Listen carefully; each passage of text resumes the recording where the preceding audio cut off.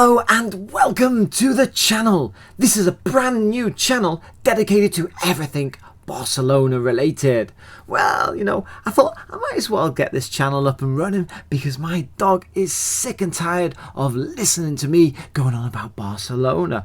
So, thank you for joining me on this adventure. So if you're new here, and you're pretty much going to be new here because this is my very first video, so I want to thank you for joining me. If you love Barcelona and you want a fun environment where we can all get together, leave comments, chat to each other, hopefully we can do this together and we can grow together, do this right here. Let's start our very first video. Where else but right at the end. Last game of the season. Where else am I going to start? Okay, so coming up in today's video, we're going to have some interesting facts. We're going to look at form, formation, foundation. I don't know. Can Emery finally win against Barca? Well, you might already know that one, seeing as I'm sure you're astute and learned Barcelona fans and you can read the title. There we go. And we're going to look at player ratings. So let's get into it. Oh, and if you like gambling, why not take a gamble and hit the like and subscribe button right now. Don't even wait to see if the content's any good. Life's too short. Roll the dice, hit subscribe. Come with me on this journey. Let's get into the rest of the video. Well, a roller coaster of a season has kind of ended with us limping across the line there. Villareal at Camp Nou? Come on, you got to think it's got to be a home win for Barca here. Unai Emery has never beaten Barca at the Camp Nou. Surely it's going to be a home win. Well, if you thought that, you are not alone. We all thought that. And well, finally Emery, Unai Emery, as Andy Gray would say, take a bow, son. Or maybe Andy Gray's moved to a different part of the UK there. That was terrible. Anyway, moving on. Unai Emery, take a bow. You deserve this. Even though Barca kind of rolled over for this one and Villarreal have got themselves for next season, they'll be playing in the Europa Conference. We slumped to a kind of lackluster 2-0 defeat to Villarreal on Sunday at Camp Nou, and this was our final match of the 21-22 season. We've already locked up second place in the league behind the runaway champions, unfortunate runaway champions Real Madrid, and we were undone with goals from Alfonso Pedraza and Moy Gomez either side of half-time. The visitors scored against the run of play in the first half as it was winding down. Pedraza picking up a nice ball over the Barcelona defence, and who else would give that through ball but Dani Parejo, and shooting past Marc-Andre ter Stegen to give Villarreal the lead at the break. Villarreal doubled the lead 10 minutes after the restart. Gomez smashing home from the centre of the area after a lovely cutback. I'm sorry, Traore, I have to say this, man. That was a beautiful cutback, but we just want you to do that the other end of the pitch. Yeah, for me, Traore did fantastic getting back. Dani Alvarez twice out of position for the goals. I thought he was his position in play for both goals was poor. Traore, the first goal, didn't quite cover in time. I don't know if you want to blame him for that. Maybe he didn't realise the danger, or maybe the distance was just too much for him to cover. I think he could have been a little bit more alert to it quicker, but he tried to come back, tried to apply some pressure. Didn't happen. But on the second goal, he did fantastic. He came back, he cut out the ball, and as he was going towards our own byline, just knock it out, mate. Just put it out for a corner. If in doubt, kick it out. That's what we used to say when we were kids. But no, tries to smash it with his left foot, and just ended up putting it on a silver platter for Gomez there, who smashed it past the helpless ter Stegen. Not much he can do there. So let's have a look at the lineup. So for Barcelona, in goal, of course, we had ter Stegen. At left back, the ever young Alba. And partnering in the centre of defence, we had Longley on the left and Araujo on the right. And then the even more ever-spring Alvarez as the right back. In midfield, on the left-hand side, we had Gavi.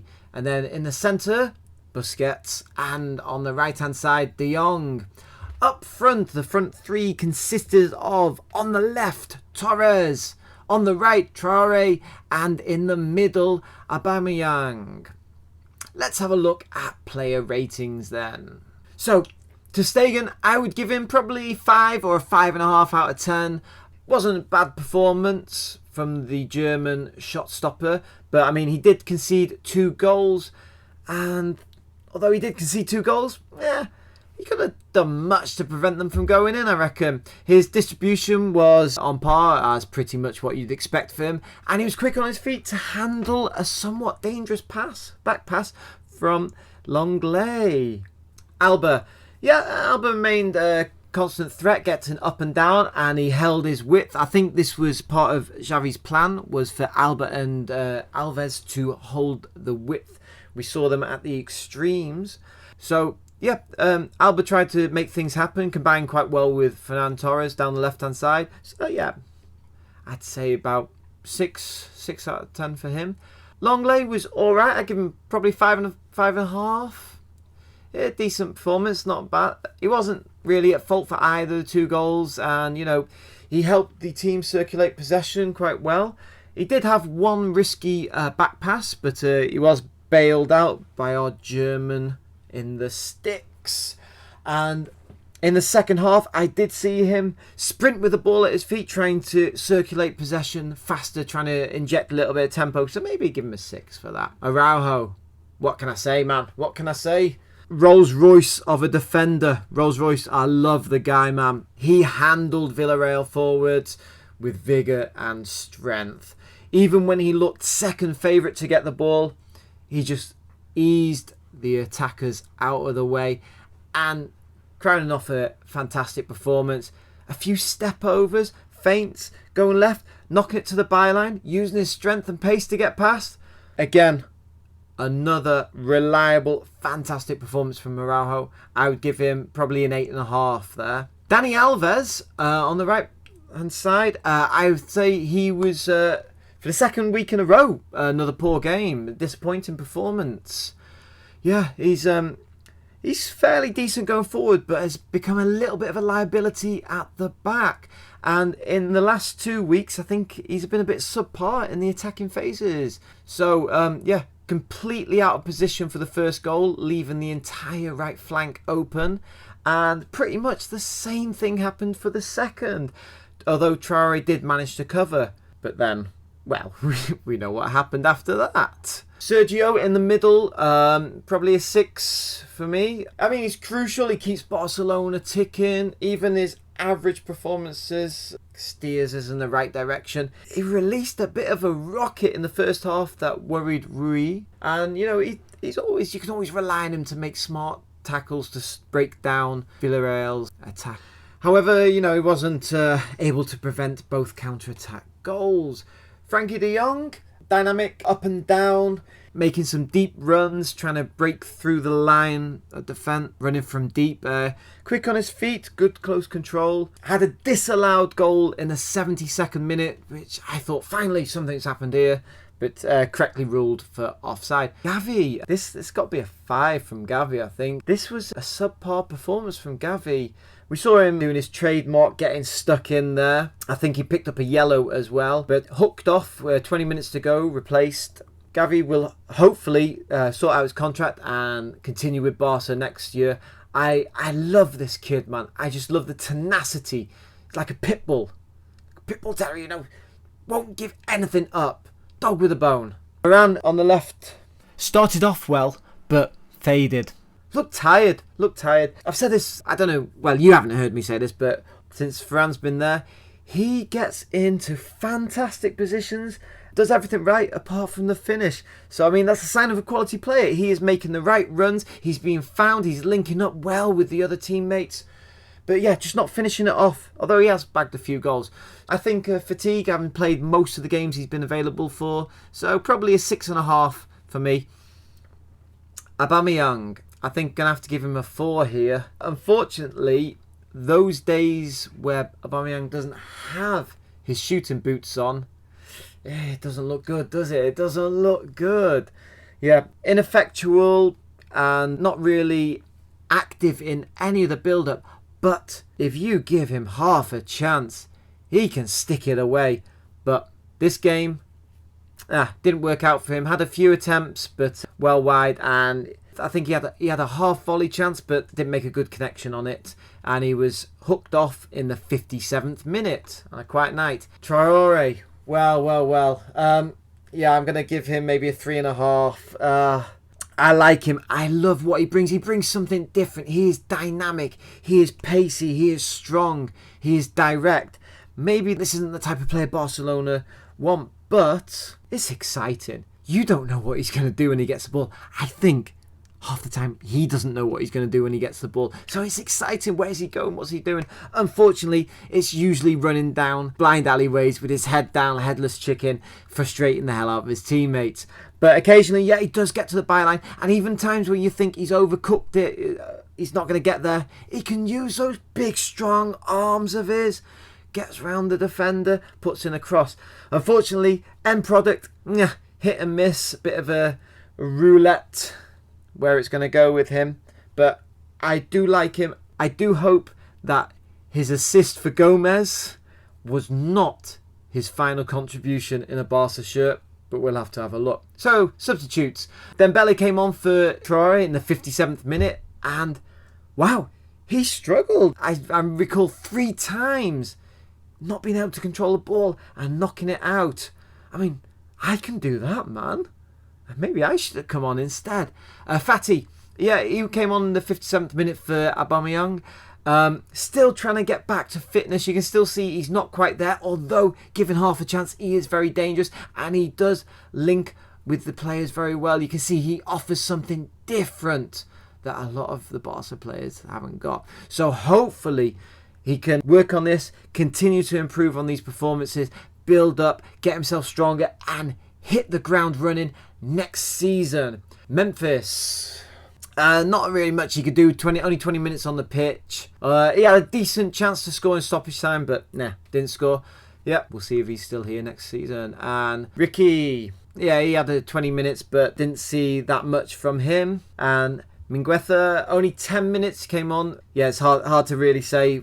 Didn't really impact the game at all, and those final few minutes of the game, everything just sort of died down, didn't it? So, okay, in the first half, nothing to play for with Barcelona, and it shows. In fact, that quite a few of the last few games, there's been no tempo. I mean, why is there no tempo there? Is it, we've secured second place, we're on easy street, okay, season's over, got nothing to play for? Or is it that the professionalism that Xavi's brought has actually pushed the guys too much? They're not used to this, and now we're seeing the effects of this. I don't know. Okay, so yeah, we had most of the possession without really ever getting into 4th or 5th gear. Created a few good moments, but never really troubling the Villarreal defence. So it's kind of like we're just going through the motions, and both teams just looked happy with a draw, no real big risks.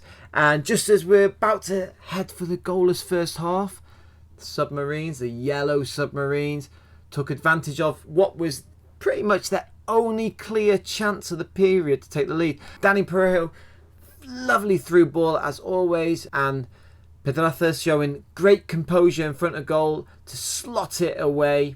And in fact, after this, we nearly equalised immediately with a nice volley from Torres, but Roy was equal to it and made a nice save to make sure that the Yellow Submarine took their lead into half time. So, could we increase the intensity to come back in the second half?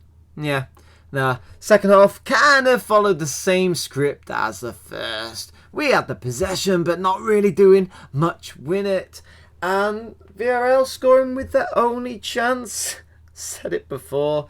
Troy, running back, intercepted pass from Manu Trigueros. Poor attempt at a clearance, went straight to the feet of Gomez. All alone in the penalty spot, and comfortably fired home past a helpless Ter Stegen. Yeah, I mean, we still had half an hour to go, but we could have pushed for a comeback, but yeah, the intensity was never there. So, yep, that was it. That was our final game in La Liga for the season, and as I said before, we limped over the line. So, onwards and upwards. Our next stop is going to be a quick trip to Australia, going down under. Good day, mates. That's a terrible Australian accent. So we'll be in Sydney on Wednesday, and then the real work will happen after that. So I'll keep you updated. So join me for the next video. I hope you've liked and subscribed here, guys. And even if you didn't like the video or you're not sure, just subscribe anyway. It helps me. I'd appreciate it. Thank you, guys. This channel will be nothing without you. Well, it's nothing at the moment, but thank you so much for watching the video. I'm so grateful you made it to the end. I appreciate your support, and I can't wait to grow this with you. I will see you very, very soon for another amazing video. Until next time, Forza Barca.